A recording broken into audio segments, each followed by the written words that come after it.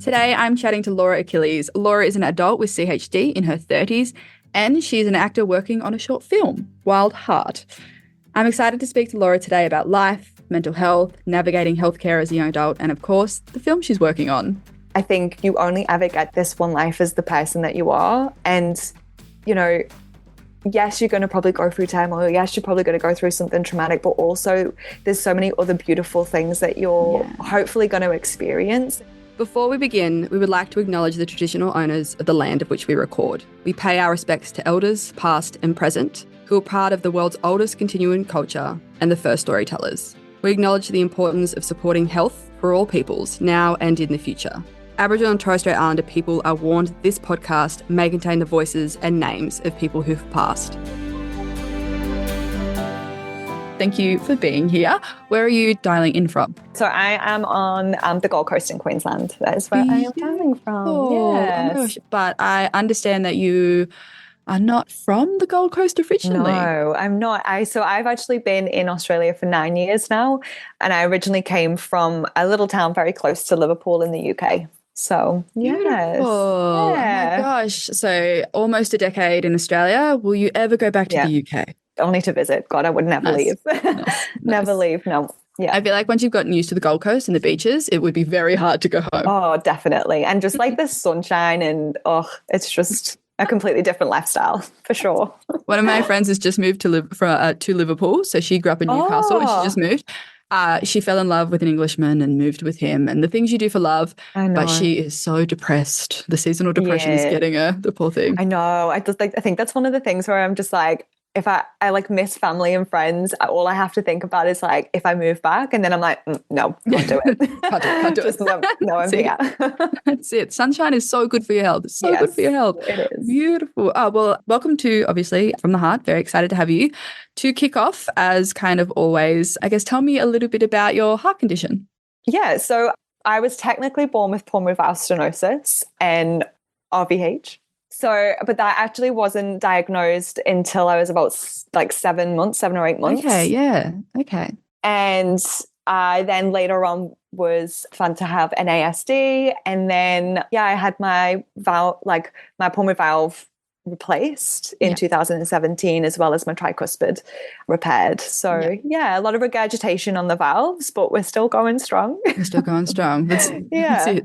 Oh my gosh. Okay, far out. So I guess tell me a little bit about taking it back to your childhood. What was it like managing your condition when you were younger? I have to say I was actually really, really lucky because my mum, my parents were amazing, but my mum actually was a nurse and she had already done cardiac nursing. So I think it was probably a bit of a blessing and also not for her, because she knew probably a bit too much about the condition and sort of what it entailed for her being that kind of parent. But I think also she just sort of ran with it as well. And I was very blessed to be able to have a parent that did that and sort of just took control.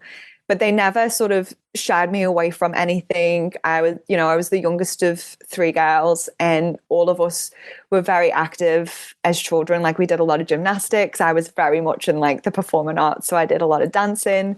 Yeah, my parents were really, really good with me. They didn't really ever limit me in any shape or form, but there was always this idea that, like, obviously, if it gets too much, just tell people or let someone know, like, don't feel like you have to push. But I think the beauty about us sometimes being like born with congenital heart disease is that we kind of feel like we have to push and we have to be like, not so much one step ahead of everyone, but just sort of like still in the same realm. I'm keeping up. I'm here. Like, I've got this. Like, we have like this resilience about us. Like, don't tell us what to do. Like, we're fine. I can compete. What are you talking about? I can do that. Yeah. So, I was very much like that as a child and still like that as an adult. Like, don't tell me what to do.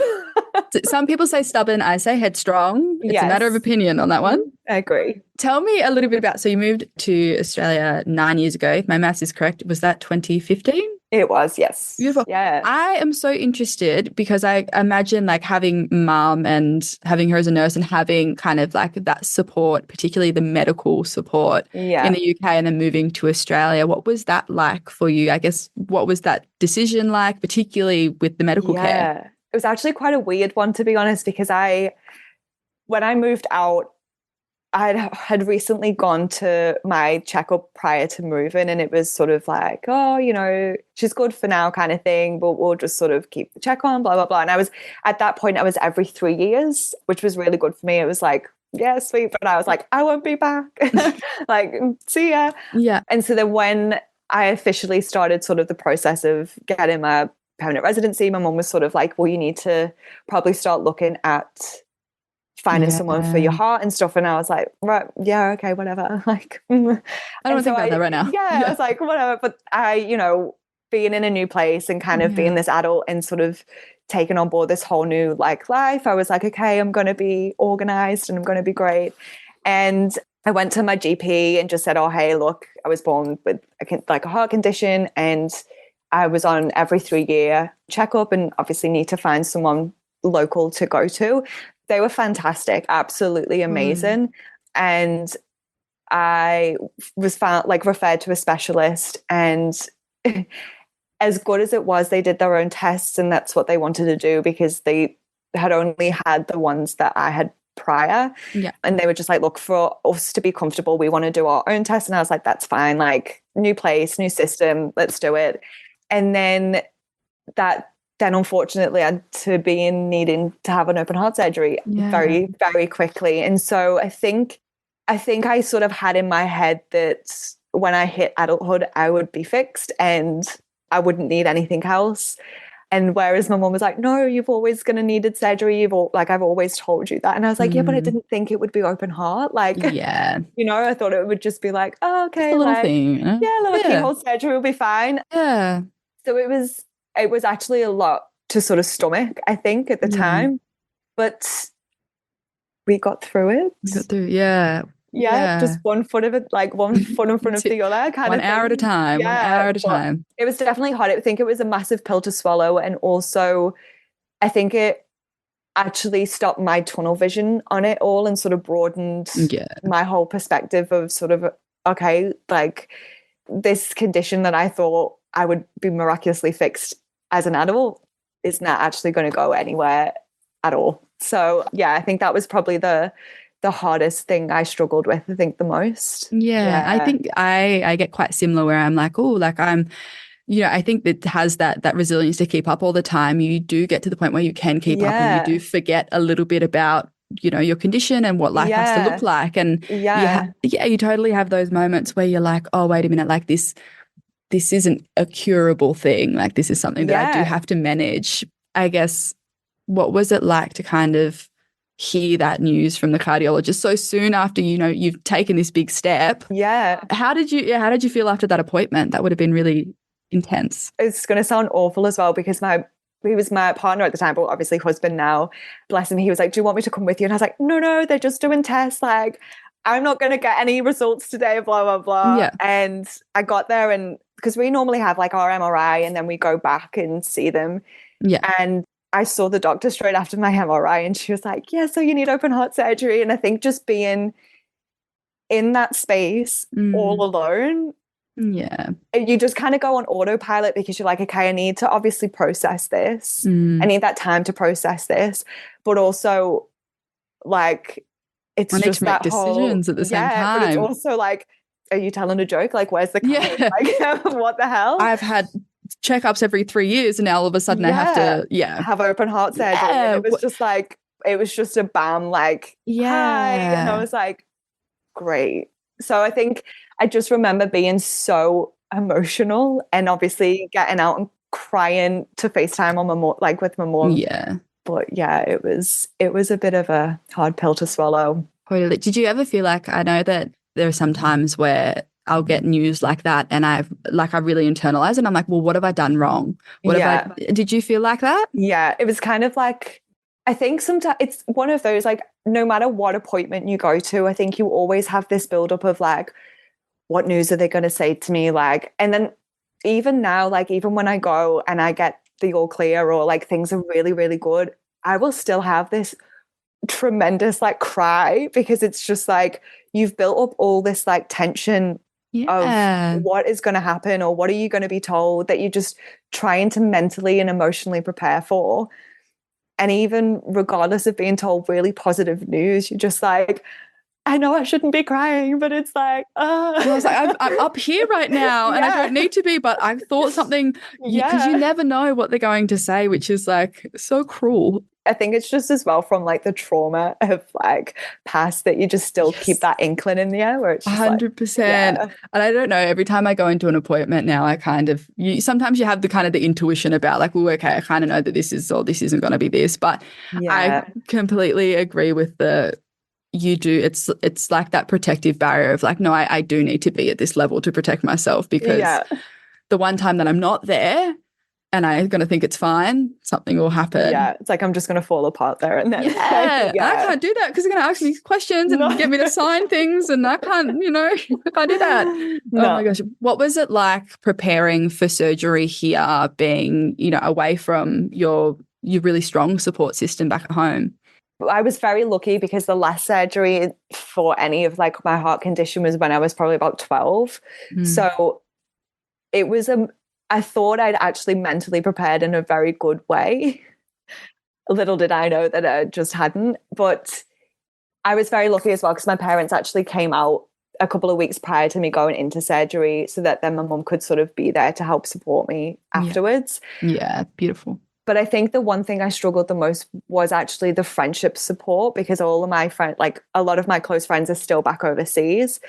And so it was so nice to have like my parents be there and help support me, and obviously have like my husband there as well. But I actually felt very, I don't know what it is, but like you sometimes feel guilty because you're very resilient and you're very strong headed, and we've always got these things of like, I'll just do it myself and like, I can do it.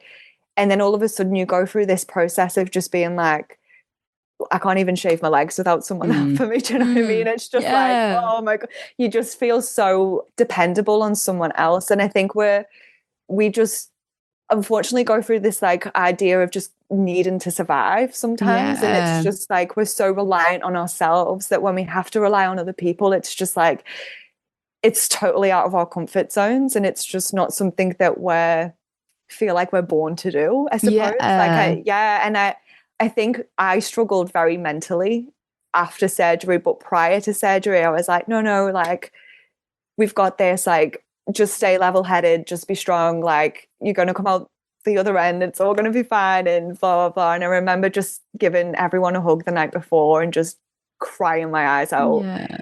And just being like, oh my God, like, this is actually happening. Yeah, because I don't think there's any, like, when we think about like preparing for things like that, I don't think there's ever like a rational way to prepare for knowing that you're going into a surgery. So like, I'm always so interested when I hear people talking about like preparing for that, because I'm like, it is, you can't quite comprehend what that's happening, and there is no right or wrong way to that kind of stuff, God, no. Yeah. And I remember, because I was hairdressing at the time, I remember actually taking like a week or two, maybe it was 2 weeks prior to actually going into surgery, because obviously they were like, don't have any cuts on your hands or like open wounds, and like scissor cuts are like the worst ever, especially with like knuckles and stuff. And so I was like, I can't get sick, I can't have a cut on me, I've just got to be in this like bubble wrap for like 2 weeks. It was just it was a very quick change for like my normal day-to-day, but it was just one that you just had to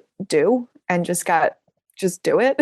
And I think it's like, it goes to that like level of, I think because we've had to fight so much to be at the level of, independence that able-bodied people would have, that sense of control that we are able to curate in our lives, when that's taken from us in situations like that, like, the spiral. It just got, and I don't like to admit, but I can be a little bit of a control freak. So I'm just like, like if I'm not like, if it's just not in my head, I'm just like, oh no, I don't. That's it. If somebody is like frying onion the wrong way, I can't cope with it. So it's like, get out of my sight. Like, I was like, what are you doing? That's it. So I'd like to admit I'm, go with the flow, but absolutely not. Not a chance, not a chance. I guess looking back on that kind of period of your life though, and I think it's like, hindsight is a beautiful thing. And I think we can have a lot of empathy for ourselves in hindsight that we would not have when we're going through it.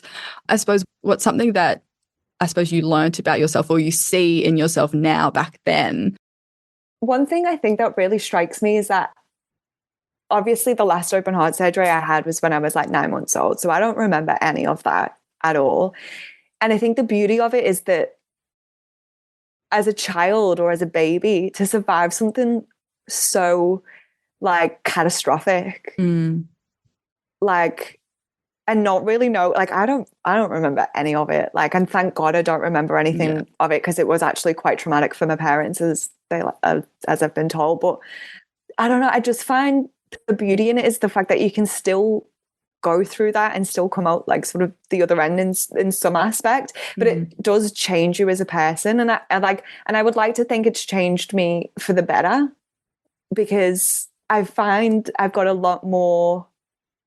probably a lot more empathy towards people and sort of what the battles that they're going through, and just everyone has like their own story, and it's so unique to them as well. And it's so beautiful to hear everyone's story and get to know people like that. Like, I think I thrive off people in the communication and having those conversations.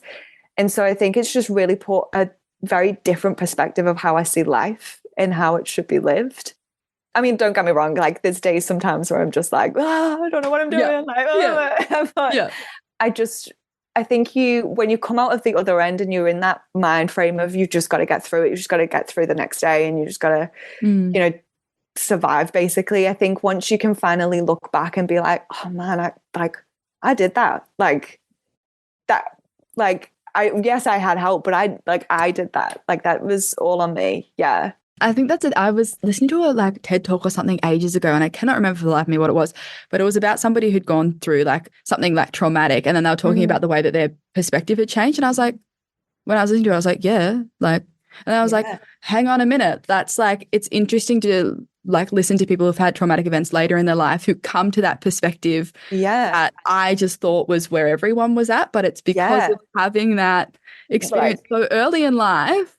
And I think in our community, we are very naturally values-based people because of that kind of trauma really early on. Do you feel that for yourself? 100%. And I think it's like so many of my friends are like, Laura, you're just such a deep empath as well. And I really, really am. Like, I feel like I can feel other people's like feelings so much inside of me. And I love that though, because I feel like that's like another way I get to connect to people, is just to be able to let someone just open up and tell me whatever story or whatever, thing they want to tell me. But yeah, I always thought that that's what we all needed to be like, and we were all like that. But I think having gone through open heart surgery as an adult, it was that more perspective of like, wow, you did this as a child, like as a baby, and like you kept smiling, you kept going, and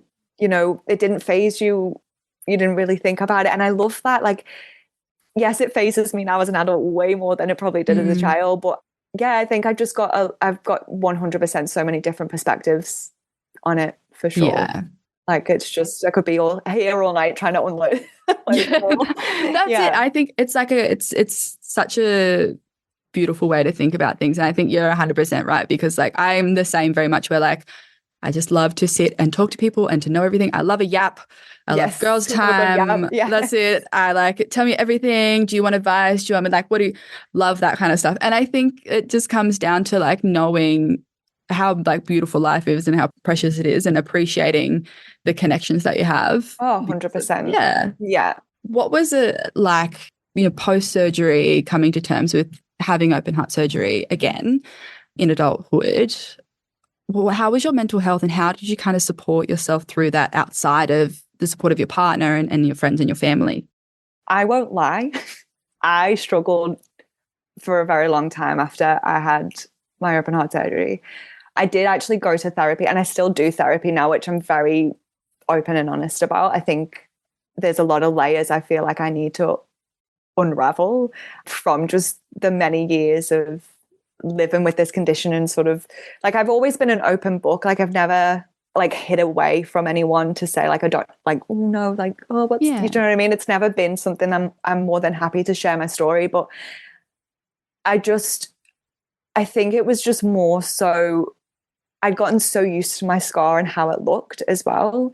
And then there was this change and I just couldn't get used to it. And it's going to sound so weird because I think it's a lot of it actually was to do with quite the appearance of things as well. But like having sternum wires back in, like that used to trigger me all the time. Like it was a massive trigger for me. And so it was like a battlefield, I think, for both myself and my partner. And I think for him to be thrown into the deep end as well, yeah, it was a very big struggle. But I mean, I still see the beauty in that though, because I think it's like, you know, you come out of something for so traumatic that you've lived through. And you're still able to talk about that and still have those conversations and hope that having those conversations might be able to help someone else, I think, as well. But for a while, I will admit I didn't want help because I was so like headstrong. I was so headstrong. It's like, I don't need help. Like, I'll figure this out. Like, yeah. But yeah, I think I struggled emotionally and mentally because I was this kind of person that I just like to do everything myself, or like it was like I'll do it kind of thing. And then all of a sudden I was just so dependable on everyone else around me. And I just didn't, I was very, you know, life's like a full cup and, you know, it's like always this bright thing. And then all of a sudden it just kind of felt like my spark had just gone out. Yeah. And I hated it. I absolutely hated it. It was just like, I don't know how to get that spark back. I don't know how to be who I was. Like, and I think I was looking at it in a total different like place. Like rather than being like, I need to get back to the person I was prior to that. Yeah. I needed to actually be like, okay, this is the growth. This is the new me. Like this is someone I get to learn and be and grow into. And I think that's sort of where the beauty lies in it, is that, you know, yes, you go through something that's pretty bloody traumatic, but you get to sort of be like, okay, so who's this person now? Like, who am I get to meet? Like, who do I get to grow into now? Like, how do I get to make her this new person and things like that? So we're still working on it. Yeah. It's still a work in progress for sure. I love that though, because I think like, as you were saying, you know, when we go through something that's really, really difficult and having that, like, I can't talk about it. I'm not going to talk about it. I'm going to keep doing what I'm doing. And when I've been in those kind of headspaces, I always kind of get that feeling of like, well, if I open up and talk about this, I'm never going to be able to close that door again. And it's just, we're going to have to get into everything. And I can't do that. I can't put things down. I can't do that. Can't leave it. Yeah. Right? Because I think if you give into that perspective, which I believe that if I gave into that perspective, I could not be a positive person about my condition after giving into that, which is completely incorrect. Both can exist. I can be frustrated and upset that this is things that I have to deal with that other people don't have to deal with, but I also am a slay person. Like there's also that really positive side of it. Yeah, exactly. Where it's like, actually, like I contribute a lot. I love life. I'm really lucky. And exactly like what you've said is like, I really love that we don't have to meet the benchmark of before. Like we get to experience ourselves as a new people, which I love that. I really love and that. I think that's the thing as well. Like everyone changes as you grow up. And I think it goes back to that control though. I think because this is something that's totally, completely taken out of our control, and we've no control of being like, okay, well, I can't not have the surgery because that's not an option. It's not or it is, but it's not going to look great. But, so it's kind of like, well, now I'm having to change. Yeah. And that change has been taken out of my control, like, because I will want to change at my own time and my own pace. And at the moment, it's like, no, you need to change now. Like, and so, I think that's probably where the struggle was, because it was just like, oh, wow. I don't have control over any. And that's kind of like, I feel like in those times, I really don't like the rhetoric of like things happen for a reason, or because I don't believe that in terms of our diagnosis. I don't think that, you know, this is just part of who we are. And sometimes you can bargain with yourself being like, oh, well, it did this. But it's like sometimes shitty things happen to beautiful people, you know? Yeah. It's just like, you didn't do anything wrong to end up in this situation. Yeah, definitely. Yeah. Because I totally think we can put it on ourselves so much of the time. 100%. 100%. And I guess, so you still go to therapy now? Yes. So yeah, I do a lot of CBT, so congenital Oh, behavioral love. therapy. Yep. I'm obsessed with it, to be perfectly honest. Like, it has changed my viewpoint on a lot of things, but it's actually traumatic in itself to go through though, because you just realize like, oh my God, I've buried so much and just layered upon layered of like Yeah. so many things just to survive basically. And Protect also yourself. yeah, and also just not, I feel like I didn't want to burden anyone else. So it's kind of like, I'll just take it all in, like I'll consume all of this. So I don't have to worry anyone else around me because they already do so much Yeah. around me. So I don't want to have to hurt them or, bring them down with what I'm Yeah. having to deal with. Yeah, right. Yeah. That way of thinking. I'm actually was really interested, as you said before, like having to ask for help, like couldn't even shave your legs. And particularly like, I suppose being in a relationship, like Oh, I don't want them to see that. Like, yeah. you I'm just don't, like, yeah, I was like, this is my private time. And my legs are yeah. always smooth, thank you. But you don't have to see how it's done. What is it like? What was it like for you and your relationship to move through that period of time? And I suppose, how did you navigate that? And I guess, how's that made you stronger on the other side of things? Well, it was tough. It was very, very tough. And I think as well, because, when you bring a new partner into this whole like equation and they don't really fully understand sort of what the condition is or what it entails or like what can happen or just the whole like shebang of it all, he was just thrown completely into the deep end. And I think there was probably a lot of him that also wanted to support a bit more, but because my parents were there and they knew sort of what to do, and I Yeah. just was so reliant on them, he was kind of pushed to the back burner because it was just kind of like, they know what they're doing. Like, I don't Yeah. want to burden you with this. So you Yeah. just, But he's like, I yeah, want to be a help. I want to be helpful. And you're like, yeah. absolutely not.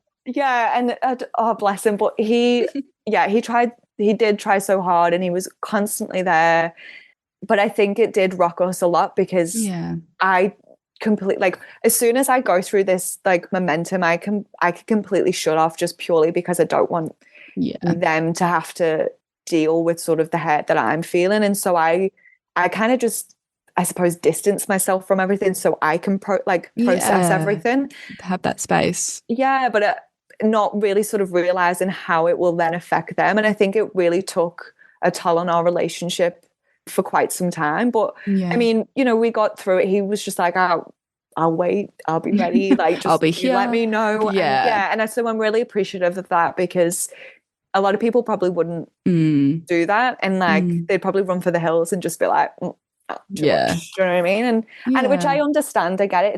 It's Yeah. not a life I wish for anyone, if I'm being honest. But Yeah.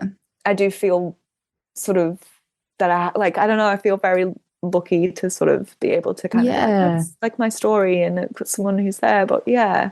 Yeah. And So I think I don't know if you have experienced this, but I would really like love your perspective if you have. But I feel like we might be quite similar in the fact that, I'm keeping up, I'm headstrong. Nobody knows about this. Like, don't worry yeah. about all the traumatic stuff. Don't look at that. Don't look at that. Yeah. And I think when you are kind of like, I suppose to phrase it, like keeping up with the pack a little bit, and something like this does happen, I do a very similar thing where I distance myself. I kind of go in on myself. And I have had to learn that impacts the relationships around me. And like that entirely is a trauma response from me being like, well, I know this best. I don't want other people to know that I am unwell, or I don't want their opinions, or I don't have to answer their questions, or I just need to deal with this and then I need to get back to having that beautiful appearance that I'm fine. Yes. But yeah, having to learn to know like I have beautiful people in my life and I do need to talk to them about it and I do need to have these conversations, but the conversations can be on my terms. I don't have to answer their questions. I don't have to hold their hand through it. Yeah. Do you feel that as well? Do you feel like that's 100%. And I'm probably nowhere near as good as you because I still sometimes will just completely invert and just be like, I was like, texts have not been replied to for a month. We're not just not gonna, I'm fine. Like, I'm fine. But like the fire, like the house is on fire, but I'm fine. Everything's chill. Yeah. So I don't know. It's something I still need to work on because I do still shut off. Yeah. I think it's just a coping mechanism for me because it's just, I need to know, I think in my head, like what's going on and how I'm going to actually process that or deal with that in the best way for me or for whoever's involved. Yeah. And I don't get it right all the time. Like, I'm human. Do you know what I mean? We're gonna make mistakes, and I get that, like everyone does, but it's still something I think I need to learn a lot because I don't, it's more so it's just that I feel like if I go to someone or like I feel like I've got an issue, then I'm just a burden to them. And Yeah. they remind me all the time, no, you're not, like you need to tell this, otherwise it's just going to build up and build up. And yeah, I think it's just because it's also one of those, I think because we've just lived this life where it's like us against the world kind of. And yes, we've had those support systems around, like my parents have been amazing, like my sisters, like family, friends. The mental side of it, Yeah. I don't, and I mean this with such love and with obviously every bone in my body can, but I don't think mentally, unless they're in the actual body that you are, they can fully understand. And so sometimes I'm just like, it's not that I'm doing it to hurt you. It's just, Yeah. I just need to feel like what I'm saying to you is valid, or it's going to like come through in a way that you understand, because otherwise I'm going to say something and you're just going to be like, okay, you're out the worst of it now. And I'm just like, That's not helpful. I'm not. Yeah, Oh, I'm just really so not. gosh. Yeah. So, Yes. No, yeah. I completely, I think like when I think about this kind of thing, I really value like the CHD community. So I think like the way that I think about psychological health obviously is self-care, but also I put a big preference on like community care and making sure that there are spaces that I have in my life where I can go to with these kind of things about myself and exactly not have to translate to somebody or not have to like, if they say something kind, but is a little bit ignorant, not having to explain anything and not having to hold that kind of guarded. I suppose for you, has community been part of that healing? 100%. Because I actually, growing up, there was like a little bit of a community, but I wasn't really ever involved in it. Mm. To be perfectly honest, my mum had signed us up. So we had like what was called the Zipper Club in the UK. And so I remember a little bit, but my mum used to sort of get the letters and it was kind of like, oh, this is happening kind of thing. So it was very sort of, I was probably actually very ignorant to a lot of like my condition at that time. But I found a lot of healing in the community when I had my open heart surgery. And I actually connected with a lot of people, not even just in Australia, like sort of around the globe, really, which I found amazing. And I think sometimes, though, I do think when you are healing and you're having those conversations, sometimes you need to be able to be aware of when you need to sort of take a step back if it's getting a bit too much. Can't trauma dump. Yeah, because sometimes you're just like, or like, it's getting a bit too heavy. And for me, I'm still trying to process that. And I don't want to be in this little like pity black hole. Yeah. Totally. So, but I think if you have that awareness, then sometimes it's okay. Like, yeah, but it's been very good for my healing, I have to admit. Yeah. I do want to talk about something a little bit heavy. So please, at any point, pull up if we need to. But I want to talk, so community is really valuable. But of course, within our community, we do have loss sometimes and it does hit really, really hard. I understand that you have lost someone very close to you. Yes. I suppose, can you tell us about your friendship and how you're feeling? Yeah. So the friend that I had, they were obviously amazing. And they were the first point of call, or the first person that I sort of met after my open heart surgery. So they sort of came into my life right at the perfect point and was sort of that beacon of hope for me, I suppose, because they had recently also had heart surgery as well. And so we had this like connection of where we could talk about it. And I hadn't really grown up with knowing anyone sort of in the community that had gone through it. And so having that space to go to and having that person to actually speak to and sort of confide in and sort of be like, we get it. Like, I get it. I know exactly how you feel. It was just a bit of a relief. It was a bit of a breath of fresh air for me. Yeah. But obviously when they sadly passed away recently, to know that you don't have that anymore, well, like within that person, like obviously you still have it within the community, but you don't have that person that was there. I think sometimes it brings a lot of guilt as well, like the survival guilt, and you're kind of like, oh, Sorry, I'm trying not to get emotional. No, please. But yeah, and you just kind of, there's just like a pit in it, I think, that just won't ever go away, that you're just kind of like, God, like, yeah, I think it makes your condition so real as well. Like, it just like what, like, I know I'm very lucky because my condition, because it's obviously very unique to the person and the individual. Yeah. It's literally like a fingerprint to everyone.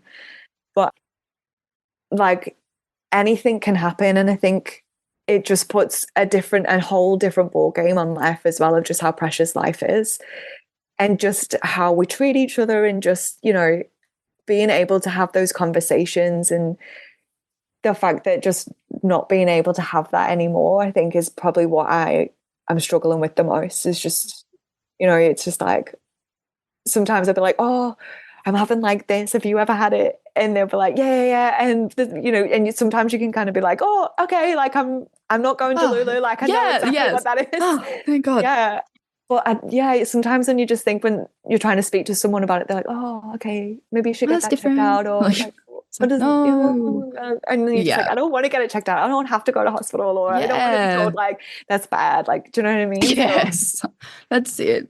Yeah, I think it's still a process that I'm trying to heal from. And look, it's, you know, there's still going to be a gap that probably will never be filled again. But yeah, it gives me a lot more different perspective on life, for sure, with it all. I think it's one of those things when you have that kind of relationship with someone and you lose them. It feels horribly unfair in the first instance to know and love somebody like that, and then think it's not right. It's not right. And then further that to be in a community that we're in and to know each other and to love each other and to think, you know, this is a condition that we live with and this is something that can happen. But again, it's so unfair. And to continue on with your life and having that survivor guilt is really heavy as well. Yeah, definitely. Yeah. Definitely. Yeah, I think, I don't know, I just find it very like, I think sometimes I find it a little bit too confronting, that I'm just kind of like, I don't want to deal with it. And I'll feel it sometimes and I'll be like, oh no, like I'm actually like, I can't deal this. I can't do it with it right now. I think is like such a beautiful part of grief, that I think there's this pressure to heal very quickly and to move on from it. But it's like actually not being able to do it and pulling yourself up and giving yourself time is the best thing that you can do. Yeah. And do you know what? I'm so lucky to have met them, and I feel so privileged to have had them, even if it was just for a short time in my life, because they really did make a huge difference in my healing. Yeah. Oh, that's okay. I think that's the thing though, like whenever you have that kind of impact from someone, when things do get hard, they are kind of in your mind as well. Like they like become part of that backbone that fires up in those situations where you have to fight for yourself or advocate for yourself, or you think, oh my God, I wish I could just text them and tell them how ridiculous this is, or like how this is. And then you'd be like, they would back me, and so I'm backing myself. Like, yeah, definitely. Oh God, yeah. Oh, I think that's really, really beautiful. I guess to shift into something a little bit more positive. Yes. Tell me, I have heard that you are making a film.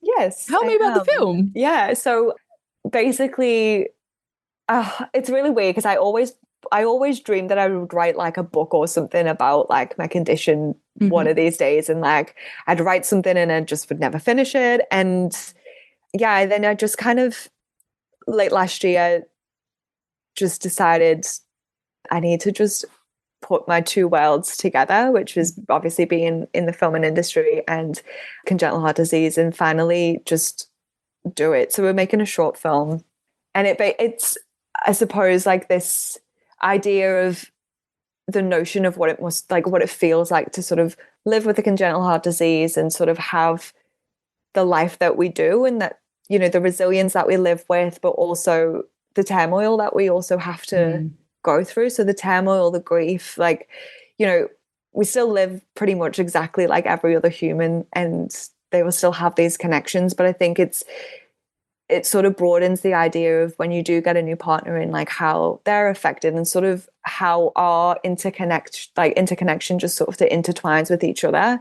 Yeah. with having congenital heart disease and sort of how people like live with it. So yeah, it's a story based on true events, but it's not just my own true events. It's sort of a broadened like spectrum of it all. Yeah. Oh my God, I love that. And I guess I think when I like think about stories, because like hearing as you said before, hearing everybody's stories, like it's like a fingerprint, like we are all so different. And if within one story, like there's 15,000 things that somebody can say about their life or their perspectives. Or so I within this, I guess, what is when in the film, what is the kind of messages that you really are trying to put to the front? Realistically, I think it's just being so aware of how precious life is and sort of maybe question how you're living your own. And I mean that in a really nice way, in the sense that like, regardless of what you sort of believe, I think you only ever get this one life as the person that you are. And, you know, yes, you're going to probably go through turmoil. Yes, you're probably going to go through something traumatic, but also there's so many other beautiful things that you're hopefully going to experience. And obviously, sadly, some people don't get to experience that as well. And sadly, you know, life can be cut short as well, which is painful. But I think it's how we as humans grow from that grief, and also how we sort of interpret it as well and make a positive change from that. Yeah. So I think that's what I hope it brings. I really love that, because I think that's the thing when you think about life. It's like if you have a life that has absolutely no difficulty or trauma, like you don't know how beautiful your life is, right? Yeah. So it's I agree with that. The blue is beautiful, you know, just let it be beautiful. We'll come back up later. I love this. So in terms of a timeline, when and where would we be able to see the film? So the film is actually, once it's complete and obviously gone into like the editor mode and that's all complete, we are hoping to send it off to film festivals. So if that happens, unfortunately, it won't be live for public viewing for probably some time, because a lot of film festivals are just like, they won't sort of take it on if you've already shown it to public. So depending on how that goes, maybe a year. But yeah, there's little snippets that you can see on the Instagram page and stuff like of the behind the scenes. So, you know. Oh my God, this is so exciting. Oh my God, I love this. Oh, I love storytelling so much. Oh my God. Beautiful. Thank you so much for answering all of my questions and talking to me about everything.